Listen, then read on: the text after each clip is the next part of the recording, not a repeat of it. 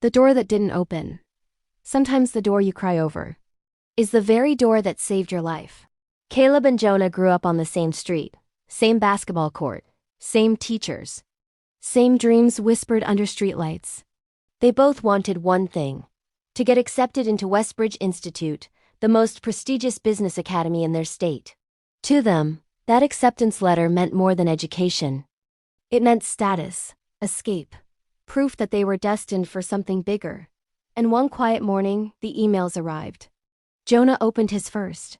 He stared at the screen. Then he jumped up, shouting, "I got in!" His family celebrated. Messages poured in. His future looked certain. Caleb stood beside him, smiling, proud, supportive, trying to mean it. Then Caleb checked his own email. "Thank you for your application." Unfortunately, that word hit harder than anything he'd ever felt. Rejected. Same GPA. Same late nights. Same sacrifices. But only one door opened. That night, Caleb lay awake staring at the ceiling.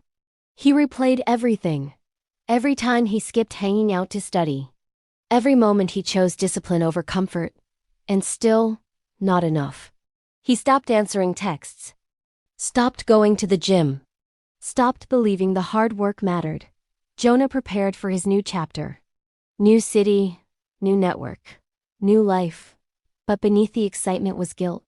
They were supposed to succeed together. Instead, one was chosen. The other was left behind. And in Caleb's mind, rejection didn't just mean no. It meant you're not worthy. Weeks passed. Caleb applied to other programs, waitlisted. Denied, silence. One evening, frustrated and restless, he cleaned his room. Under his bed was an old binder from high school. Inside were sketches, startup ideas, business concepts he once dreamed about building. He used to love creating things. But somewhere along the way, he stopped chasing purpose and started chasing prestige. He didn't want Westbridge. He wanted validation. And maybe that door didn't close because he was incapable. Maybe it closed because he was meant to walk a different path. But clarity doesn't erase pain. 3 months later, Jonah left for Westbridge. Caleb watched the car disappear down the street. And instead of jealousy, he felt something new: responsibility. If no one was going to give him a seat at the table, he would build his own table.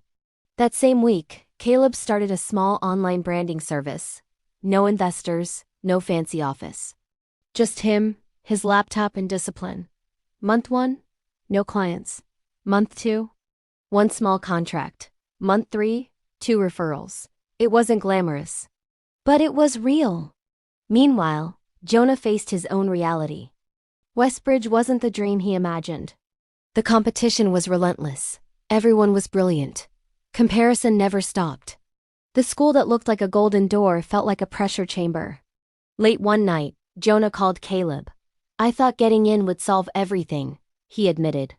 Caleb replied quietly, "I thought not getting in ruined everything." Both of them had believed a lie. 2 years passed. Caleb's small branding service grew into a respected digital agency. He hired his first team member. Then another. Local entrepreneurs trusted him. He wasn't famous, but he was fulfilled. Jonah graduated with honors. But when job offers came in, none felt right. So he made a call to Caleb. "Are you expanding?" They met at a small coffee shop. No pride. No jealousy. Just mutual growth. Jonah looked around at what Caleb had built. "You created something from nothing," Caleb smiled. "The door didn't open. So I stopped knocking." And in a quiet twist of fate, the friend who once walked through the right door now stepped through one that rejection built. Here's what most people don't understand. Closed doors are not punishments. They are protection. We assume success looks one specific way. One school, one job, one opportunity. But life is rarely that narrow.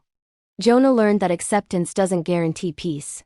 Caleb learned that rejection doesn't cancel potential.